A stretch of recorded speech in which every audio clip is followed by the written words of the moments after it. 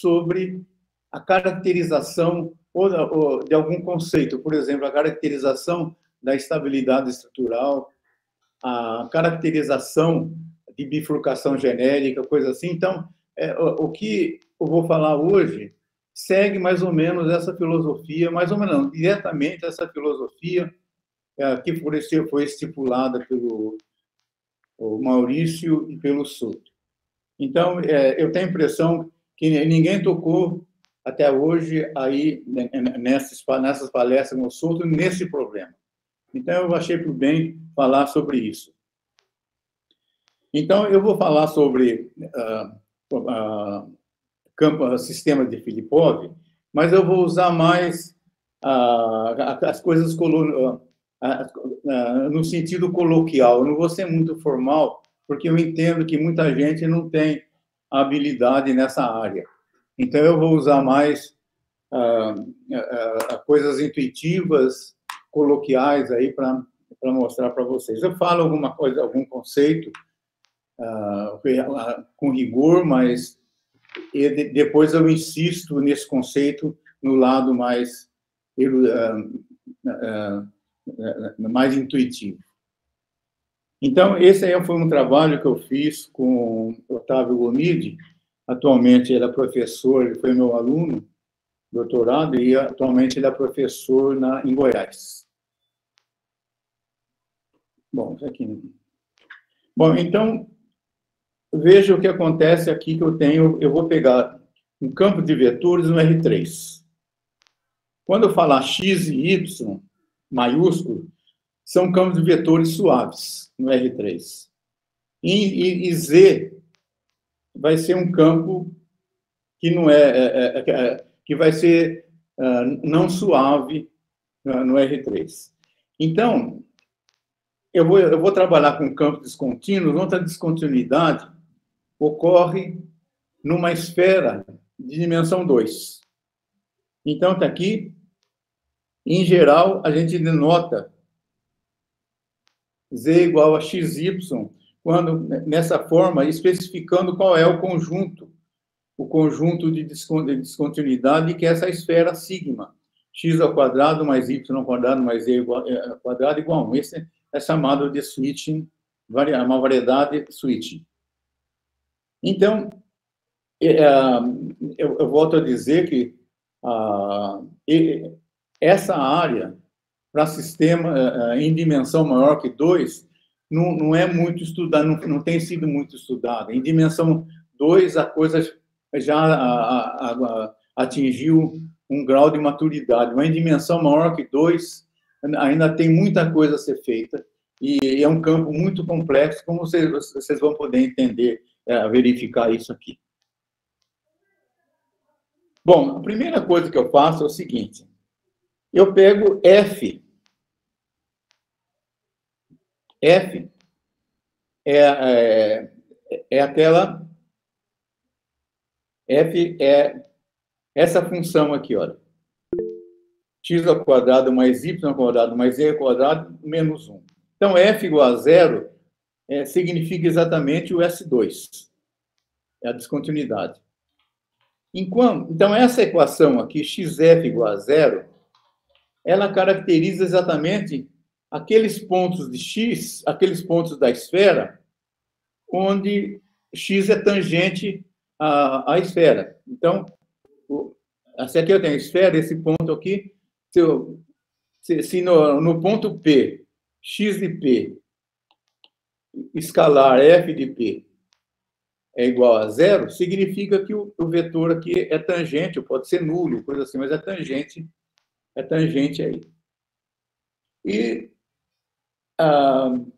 eu já vou dizer o que vai acontecer é o seguinte: eu vou me adiantar, mas bem coloquialmente falando. Eu vou pegar SX, o conjunto das tangências, das singularidades. As singularidades eu chamo de SX. Então, resolvendo esse sistema aqui, XF igual a 0, isso aqui, genericamente, é um círculo na esfera. Genericamente é um círculo. ou uma união finita de círculos na esfera. Quando eu pego YF igual a zero, isso também é a mesma coisa. Dá um círculo na esfera. Então, o que está acontecendo aqui? Eu estou pegando o X, um sistema no exterior da esfera, e o Y, um sistema no interior da esfera. Só que eu não estou preocupado com coisas muito distantes da esfera. Então, se eu puder usar, por exemplo, quem tem familiaridade com isso, eu vou pegar o X e o Y como germes de campos de vetores sobre a esfera. Quer dizer, em uma vizinhança arbitrariamente pequena da esfera que eu vou trabalhar. Eu vou esquecer as coisas muito distantes da esfera. Então, e aqui que significa SZ, SX, união com SY, esse aqui é o conjunto de singularidades que tem, que existe um sistema descontínuo aqui. E acontece uma coisa aqui. Aqui. Aqui.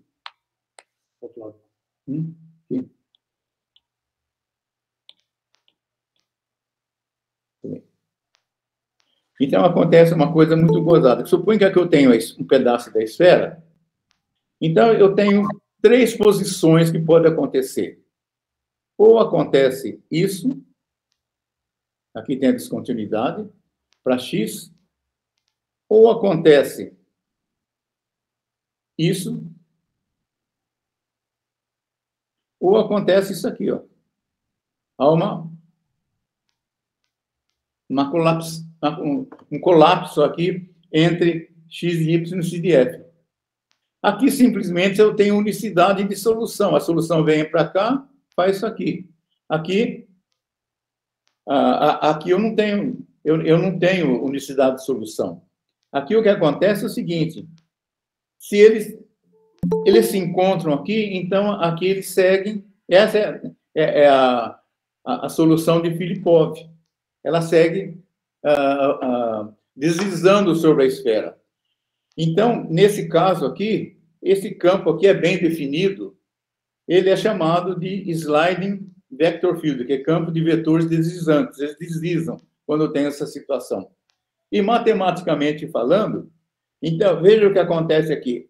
O futuro desse ponto aqui é esse aqui. Mas qual é o passado dele? O passado dele se bifurca em 2. E a mesma coisa acontece aqui, olha, matematicamente. Aqui, qual que é o futuro desse ponto aqui? Se bifurca em 2. Mas o passado é fazer mais ou menos exatamente o contratempo desse que acontece aqui. Que acontece com o sliding, esse aqui. Então, essa região aqui é chamada de escape, região de escape. Essa aqui é a região costurante, que costura como seria. Essa aqui, sliding, sistema, o campo, a região deslizante. Então, aqui, em dimensão 3, está bem desenhado. Foi o Otávio que fez esse desenho aqui, ó. Então, veja. Aqui eu tenho cada trajetória que tem, né, de X, ela é, aqui nesse caso aqui, ela é tangente quadraticamente aqui. Então, isso aqui me dá uma coisa desse tipo, assim, ó. E o Y, ele é transversal. Então, desse lado aqui, olha, eu tenho uma coisa que está se confrontando.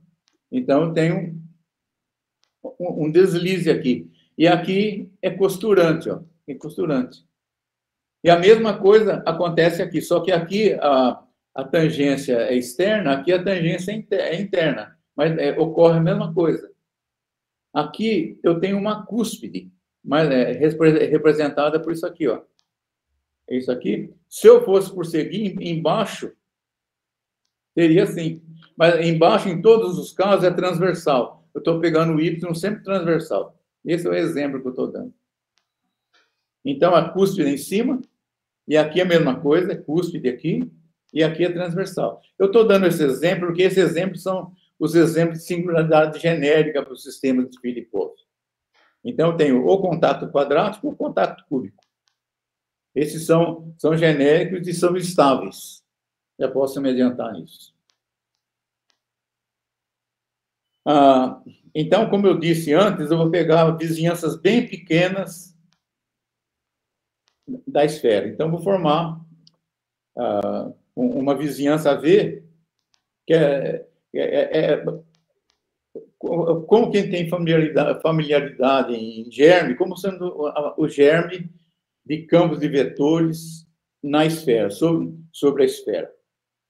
Mas, de qualquer forma, eu só quero trabalhar com coisas arbitrariamente próximas da esfera.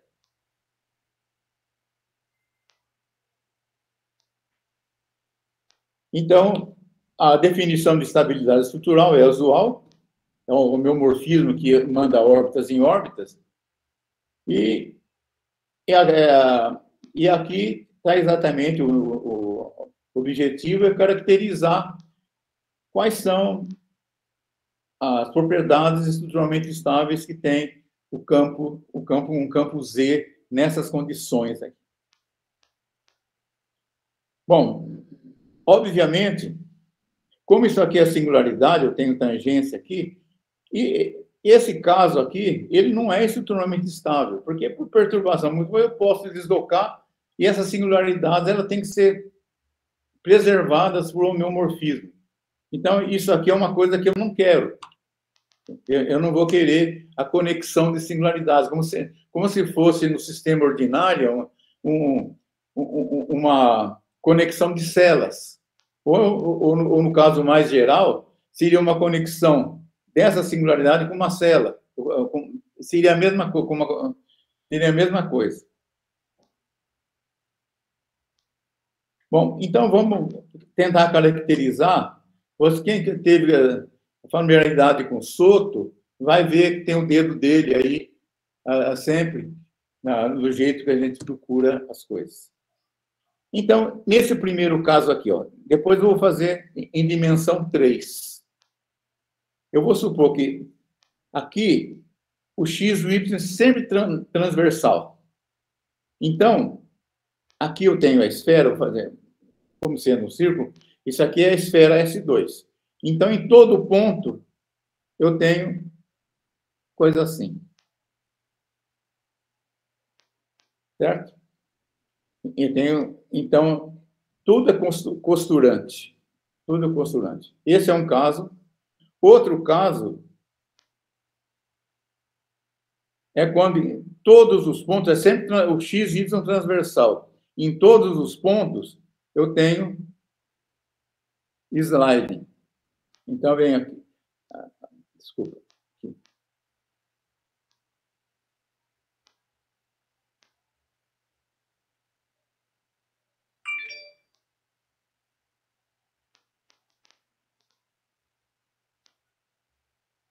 Tem slide. Então, olha, veja o que acontece. Eu tenho em todo o S2, eu tenho sliding, esse campo sliding, ele é suave. Então, sobre a esfera aqui, eu tenho um campo sliding. Se eu tenho um campo sliding, ele é um campo como se fosse no sentido usual. Então, eu já sei quando que esse cara aqui é estruturalmente estável, pela teoria do Poincaré, etc, etc. Globalmente, eu já tenho. Então, quando eu tenho só sliding, ou só costura, ou, no caso, eu tenho escape que também eu tenho, que eu tenho sliding, então, nesses casos, eu sei facilmente dizer quando que o sigma zero é estruturalmente estável. Então, nesse caso, facilmente a gente deduz que é estruturalmente estável. Por quê?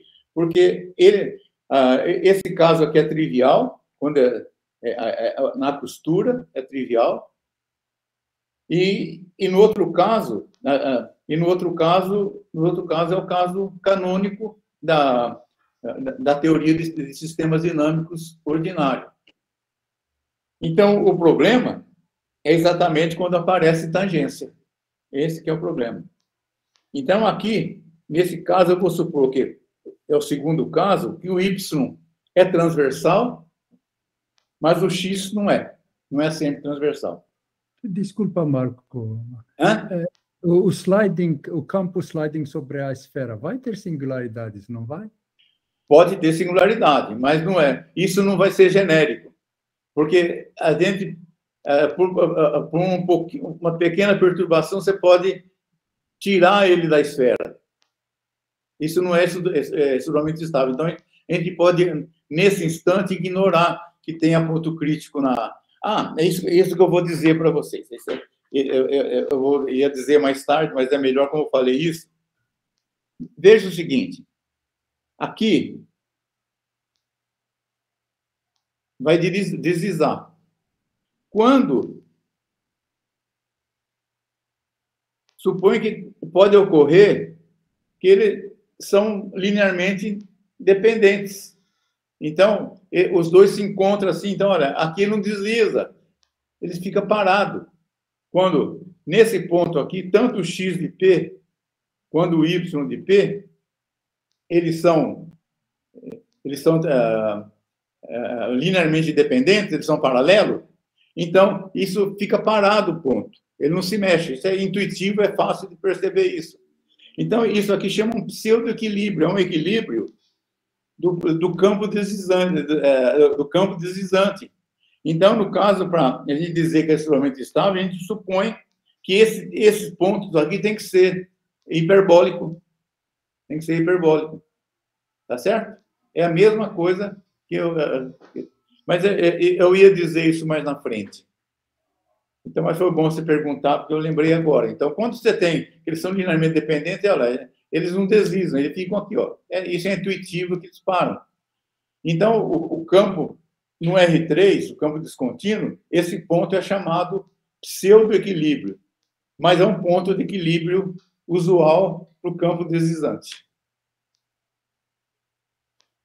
Agora, vamos pegar... então, o que eu tenho no caso agora aqui, esse C, o X, ele tem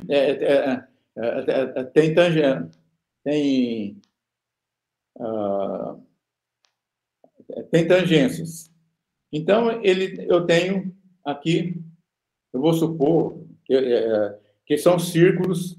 Esses círculos não são degenerados, ele pode ser um ponto, mas não podemos supor que eles são círculos mesmo, não tem problema nenhum.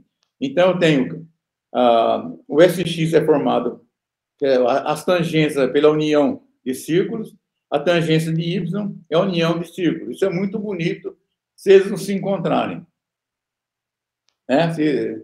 Se uma órbita daqui não vai lá e coisa assim. Então, esse caso aqui são casos complicados.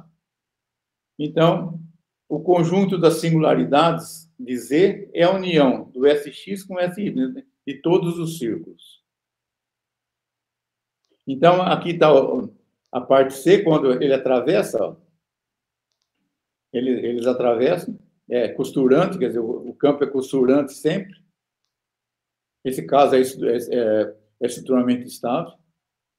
Aqui, quando eu tenho o slide, então, se o slide, então, tudo aqui dentro vai ser slide.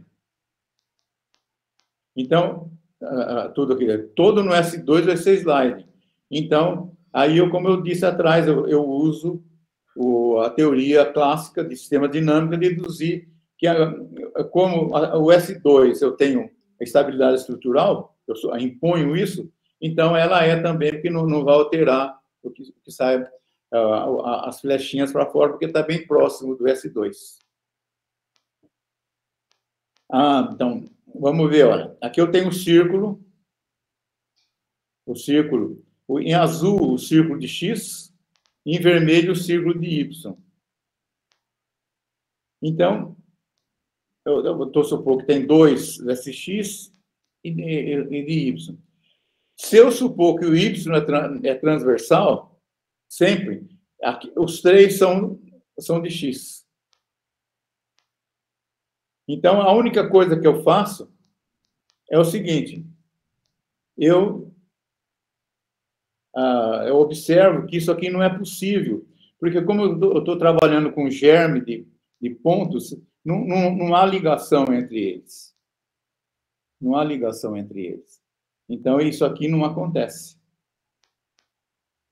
Uma ligação entre dois círculos que ele não acontece. Então, uma coisa muito interessante aqui,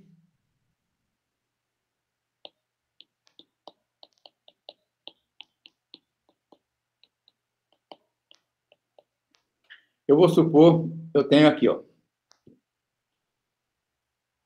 Eu vou supor que eu tenho isso aqui.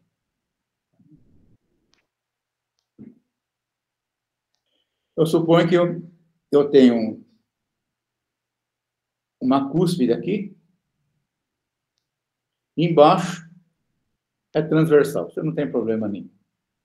Então, essa cúspide, como que tem muita gente aí que sabe a teoria de singularidades e aplicações, é a mesma, a construção é igual. Aqui, ele separa uma dobra aqui e outra dobra aqui. Então, o que acontece é o seguinte, aqui eu suponho que o slide acontece aqui. Então, eu vou repetir isso aqui, ó. Eu tenho o slide aqui no plano, aonde é cúspide para o X, por campo deslizante, isso aqui é dobra. Onde é uma coisa quadrática, é uma dobra, é quadrático, isso aqui é transversal. É transversal. Então cai 1 grau de degenerescência, de certa forma. Se no R3 acontece uma cúspide, o sliding vira uma dobra. Então, tem uma dobra aqui, ó, é uma tangência quadrática aqui, ó. Então, está aqui, ó, tangência quadrática aqui e aqui. Então, aqui, se eu olho só o campo deslizante aqui, nesse ponto aqui eu tenho uma dobra. Então, significa que o contato do X é exatamente 3. É uma cúspide, mesma coisa aqui. Aqui é transversal. Aqui, nesse ponto aqui, isso é transversal. Então, ou ele é transversal ou é uma dobra. Não tem jeito. Então, a gente impõe algumas condições, que todos os equilíbrios aqui, pseudo-equilíbrios, né, são hiperbólicos, e eles são, todos os pseudo-equilíbrios aqui do slide, eles estão longe, eles não encontram a fronteira da região de slide. Então, e qualquer tangência de x e y, de x, é uma dobra ou uma cúspide. Então, lembrar que eu estou tratando do caso y transversal e x podendo ter tangência. Então, se eu tiver uma tangência, sendo dobra ou cúspide, sempre dá um círculo. Sempre dá um círculo. E isso sempre acontece aqui. Então, aqui dentro é sempre sliding, ou só fora, porque não tem mais sentido. Na esfera não tem sentido que é dentro ou fora. Né? É uma região que limita. Você tem toda ela sliding. Então, eu suponho que aqui ela é estruturalmente estável no sentido ordinário.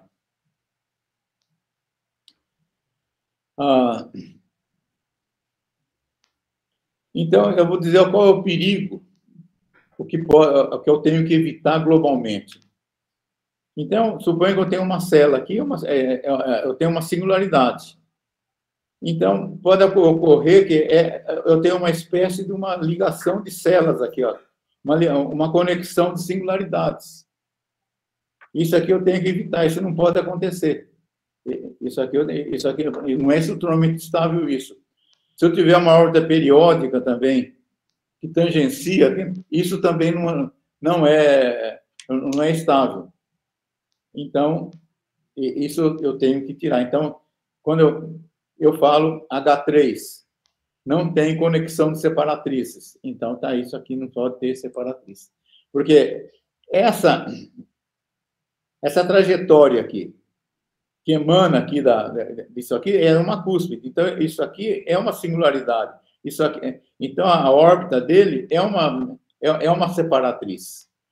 A mesma coisa aqui, ó, uma separatriz, uma autoconexão de separatriz, uma órbita periódica aí, que é tangente aí. Então, não pode ter. Agora, eu vou supor que eu tenho SY, esse círculo aqui, ó, SX, esse círculo aqui. Então, só para manter para manter as coisas bem, vamos simplificar a exposição. Eu vou supor que o Y só tem um círculo de tangência e o X só tem um círculo de tangência, eles se encontram em 2 pontos. A exposição fica... Eu vou simplificar a exposição, por isso. Isso não, eu posso complicar mais, pode ter finitas conexões. Então, eu vou supor que eu tenho um círculo de dobras e outro círculo de dobras. Só dobra.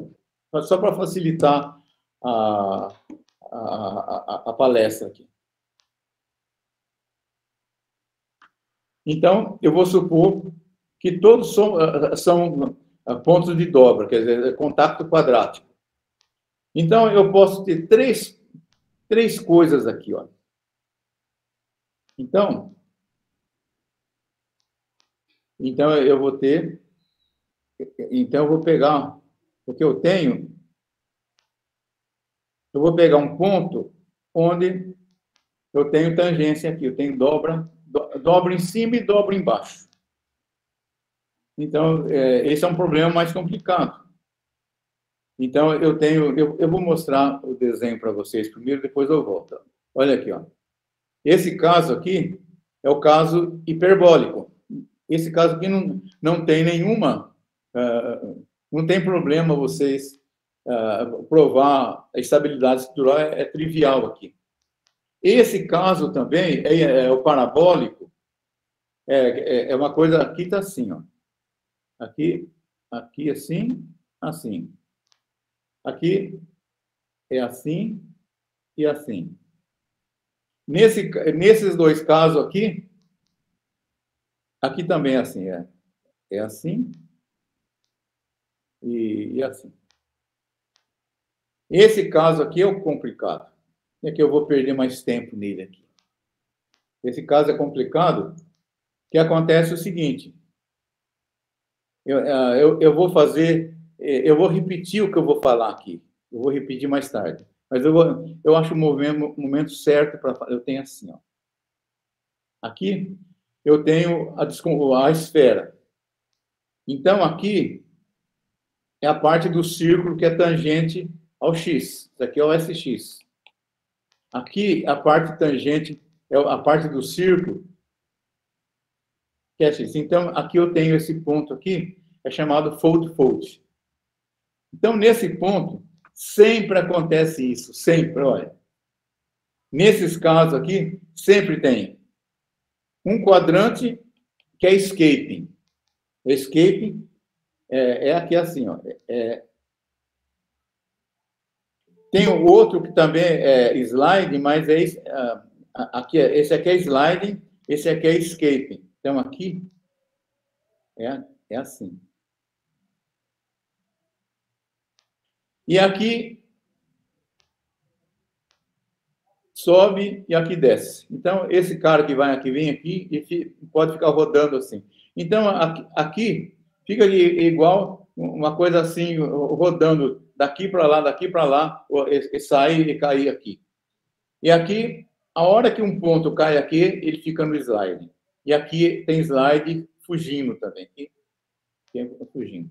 Sempre acontece isso. Tem um saindo sempre, ele é costurante, outro descendo sempre, um escape assim, e um sliding assim, sempre. Sempre tem isso. Isso não pode fugir. Então, mas você tem coisas, tudo que roda assim, ó, sempre assim, ó. Aqui, nesse caso aqui, sempre tem coisas assim, ó. Isso significa que a gente dá uma direção aqui eu estou dando a sua foliação, dá uma direção, eu posso ter um primeiro retorno sobre esse plano aqui, sobre o plano signo. Você tem um...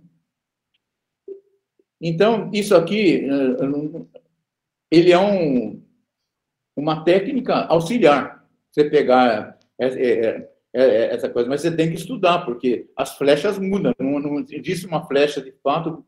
Você pega um campo com a flecha tudo certo para definir qual que é essa transformação primeiro retorno. Mas ela vai ser só auxiliar para você, porque aqui você pode ter um retorno certo, você pode vir aqui sempre. Bom, então vamos voltar lá. Então, como eu tenho o caso hiperbólico, parabólico e elíptico. Eu estou supondo sempre que SX e SY são transversal no fold-fold. Então, tem sempre transversalidade.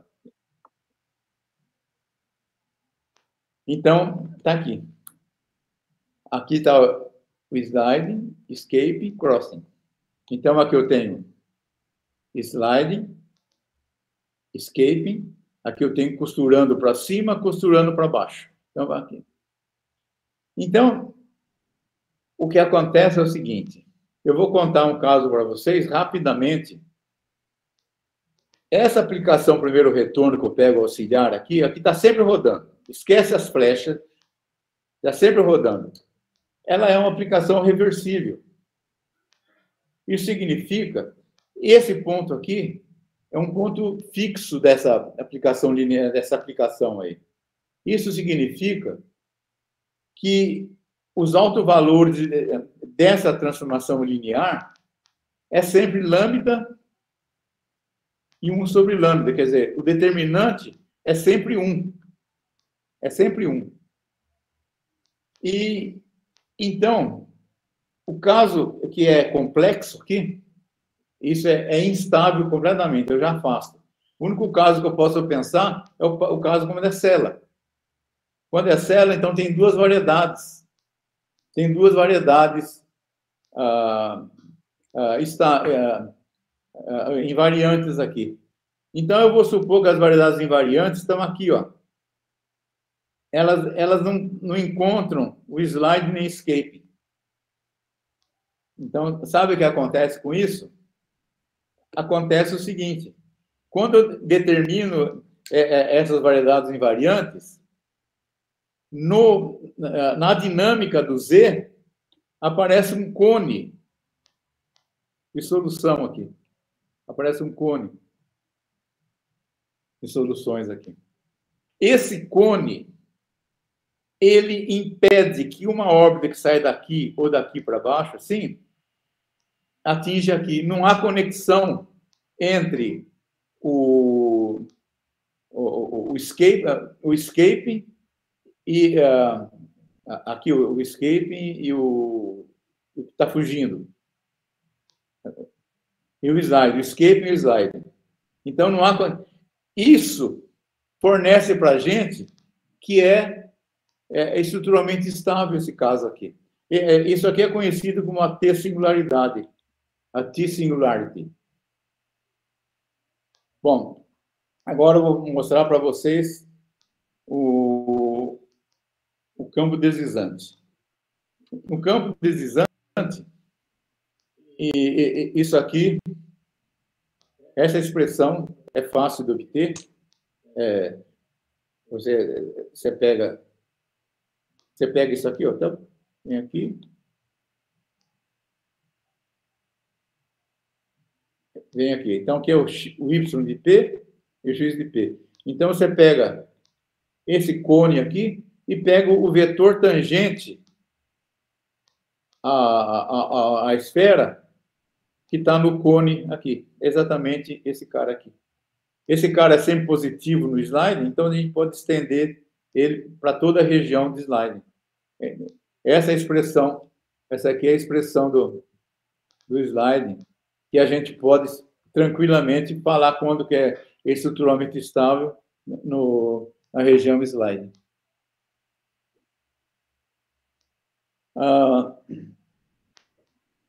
Então, aqui o que nós temos é que é verdade.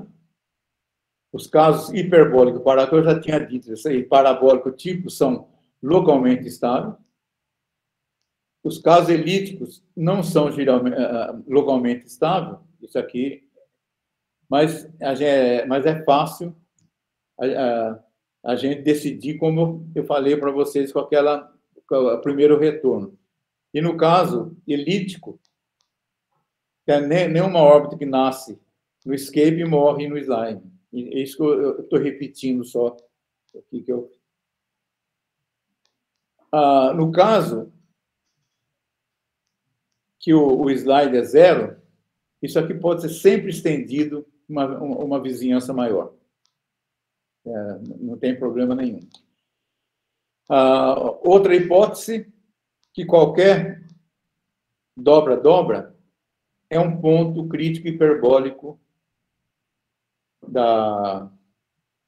do campo deslizante. E tem mais algumas condições que eu não vou dizer.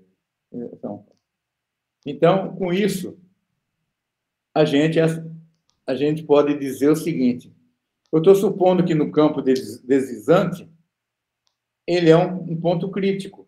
Então, ele pode ser uma célula. Então, o que eu tenho é o seguinte: eu tenho isso aqui eu tenho o campo deslizante, então aqui eu tenho esse cara aqui é um ponto crítico hiperbólico desse campo aqui. Então, eu tenho esse cara aí. Vou tomar uma água.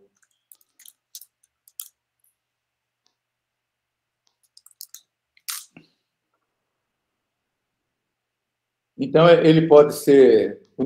Eu não vou entrar mais em detalhes, mas ele pode ser uma célula, um nó, e uma célula é um nó. E ela pode ter também ser uma coisa que roda, aí não tem problema.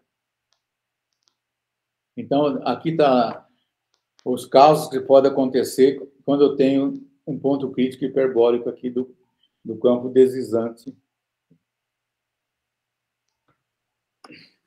Então, o teorema é o seguinte: a todas aquelas hipóteses que eu disse, eu tenho sigma zero duas estrelas. Então, eu tenho que sigma é o open dense em ômega e Z é estruturalmente estável em ômega, então Z é estruturalmente pertence nessa ordem. Então, com essas hipóteses, eu caracterizei qual é o sigma zero, sigma. Eu realizei exatamente, acontece isso. Olha, eu tenho esse campo, H1 quando acontece isso, H2 não pode acontecer isso, tal. Então, como a coisa local, isso aqui é open and dense. Então, se Z é estruturalmente estável, então eu tenho que Z pertence nisso aqui. Então, isso aqui é a condição necessária para ser suficiente para ser estruturalmente estável. O teorema B diz o seguinte: se Z pertence ao sigma zero estrela e qualquer fold é hiperbólico ou parabólico, então Z é estruturalmente estável em ômega. Então, aqui eu dou uma condição necessária e suficiente. Então, aqui está o desenho. Aqui, do cone que é invariante por coisa. Agora, só para vocês imaginarem, você pode imaginar que eu tenho outro círculo aqui, com a mesma, que tem outro ponto no círculo com as mesmas hipóteses. Então, eu posso ter um encontro desse cara aqui com um cara desse. Então, você já pode imaginar que aqui eu eu vou ter ferradura de esmeio, vou ter caos, vou ter... E com uma coisa pior, eu vou ter um caos não determinístico também. Além de ter caos real, eu vou ter um caos não determinístico. Então, eu acho que já enchi muito de vocês. Eu tentei ser o mais geométrico possível. Espero que vocês tenham foram alimentados por alguma coisa. Professor Marco Antônio, muito obrigado. Muitíssimo obrigado pela disponibilidade, pela palestra. Eu abro a discussão. Comentários, por favor, perguntas.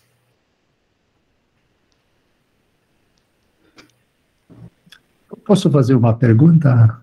Claro, fica à vontade, Fred. Ô, Marco Antônio, vou voltar à pergunta que eu fiz. Suponha que você só tem sliding. Então, você vai ter um campo regular na esfera, não é? Eu tenho o slide, vamos ver, em que caso você está? Você está... todo o S2 é slide. Isso, então. E todo o S2 é slide. Tudo bem. Vai ter então, um campo pode ter tudo que tem no caso ordinário, no caso clássico, você encontra aí tudo. Mas você vai ter singularidades, não vai? Vai. Do campo. Como acontecem essas nas singularidades? Como estão aquele x e y? Como assim? Suponho que tem uma célula na esfera. O sliding, sim.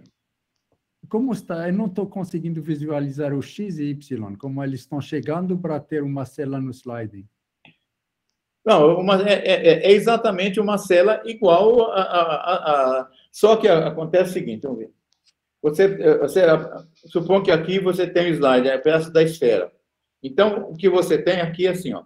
Você tem uma coisa assim. Ah, tá bom. Esse aqui você tem um ponto crítico. Ah, tá bom. Agora, aqui você vai ter... Você tem uma variedade invariante e outra aqui. Então, aqui você tem slide assim, ó, vem aqui. Então, está aqui, aqui eu reproduzi aqui. Você tem aqui, ó. Então, isso aqui vem para cá. Ó. E aqui vem para cá. Nesse caso aqui, eu vou reproduzir aqui. Você está aqui, então você vai para lá. Então, você reproduz assim. Tá bom. Tá certo? Ok, obrigado. Tá certo. É algo muito atraente. Tem muitos desafios aqui. Tem muito desafio. No R3 já é muito difícil. Já é difícil, é muito complexo. Mas talvez uma saída é trabalhar com o Hamiltoniano, porque a minha grande motivação para estudar campos não suaves foi exatamente um paper do Eklund, que ele tentava resolver o problema dos cálculos das variações, que é minimizar uma integral, usando Hamiltoniano. Eu uso a linguagem hamiltoniana. E nessa linguagem hamiltoniana, quando você tem, no caso, esqueci a palavra, mas quando você tem coisa não convexa, você tem isso aqui, o F. Quando o F, você quer minimizar isso. Quando o F não é convexo, você não pode usar a teoria hamiltoniana usual. Então, ele coloca um parâmetro aí e ele responde, ele resolve o problema de minimizar esse funcional através de hamiltonianos suaves por partes. E depois, um ex-aluno do Takens fez o mesmo problema para a dimensão 4, mas ele não terminou. Foi publicado uma parte que está publicado no Journal of Differential Equations, é até fácil, eu lembro até do nome desse aluno holandês, chama Klok, com K, 2 Ks, Klok. Ele tem Ele tentou fazer a mesma coisa que o Eklund em dimensão 4, mas ele encontrou alguma dificuldade, ele ele defendeu tese, depois ele foi trabalhar na Philips. Mais algum comentário, pergunta, por favor? Lucas, por favor. Professor, obrigado pelo seminário. Eu realmente acho bem complexo, mas esse último comentário sobre tratar de forma usando um hamiltoniano, no R3, como é que faria isso? Você faria uma variação na função de transição, de descontinuidade, ou os campos você vai dar um jeito de descrever através de campos hamiltonianos, o caso particular de campo hamiltoniano? Porque em 3 dimensões vai ter dificuldade, né? O problema é que a dimensão 3 você não tem hamiltoniano, mas você tem a integral primeira. Em cada folha trabalhar com hamiltoniano. Você tem integral, você pode utilizar a integral primeira. Isso foi, eu trabalhei nisso também um pouco com o Jacques Mar, em R3 com integral primeira. Mas ainda está engatinhando em dimensão maior que 2, tem muitos desafios aí. E essas integrais primeiras têm que ser... Você conhece o paper do Clock? Não conheço nada desse assunto. Então... Obrigado. Eu respondi sua pergunta, não? Eu entendi. Você vai olhar folheações, em cada folha tem um hamiltoniano, Isso. Uma deformação do hamiltoniano. Isso. E a singularidade seria também teria que ser paralela a essas folhas dos... Isso. Isso é um caso particular, né? Isso. Ok. Tá claro agora. E aí, no caso convexo está resolvido? É isso? Está resolvido? Ok. Interessante. Eu acho a impressão que nas minhas nas publicações tem esse do Eklund. Esse do Eklund tem diversas papers meus. Eu cito diversos papers. Ok. Dá uma olhada. Obrigado. Perguntas, comentários, por favor, para a gente encerrar. Camila, Otávio, que estão por aí. Comentários, por favor. Boa tarde, professor. Tudo certo? Tudo certo. Bom, não posso fazer pergunta para o Marco Antônio, porque eu participei desse trabalho, então já perdi minha chance de fazer pergunta.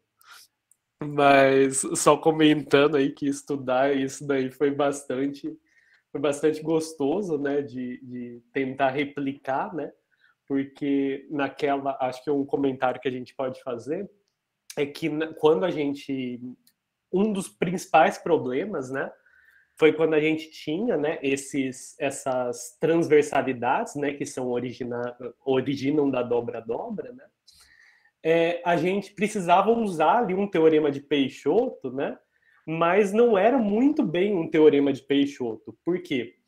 O teorema de Peixoto, em geral, quando você tem ali uma região, você não pode ter pontos de singularidade, eles não podem estar no bordo, né?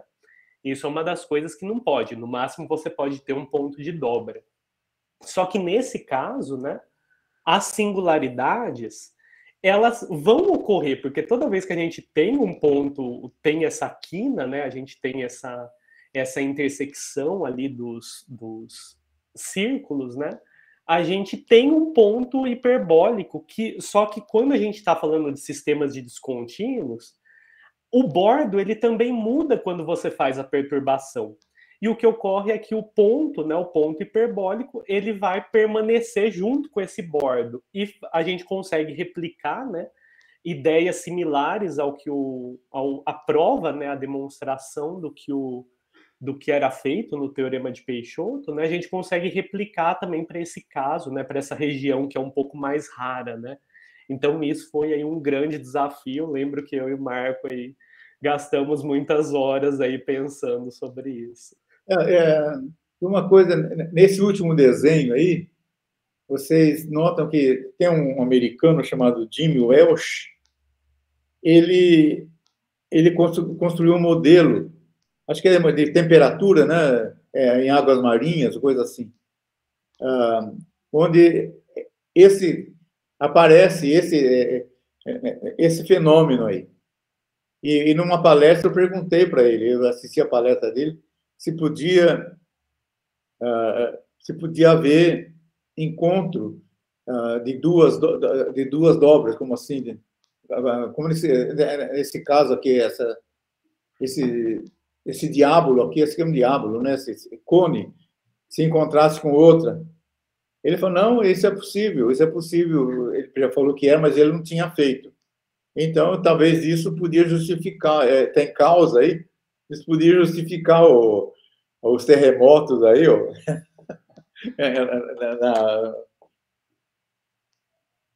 terremoto nos oceanos aí. Ok. Camila, por favor, algum comentário?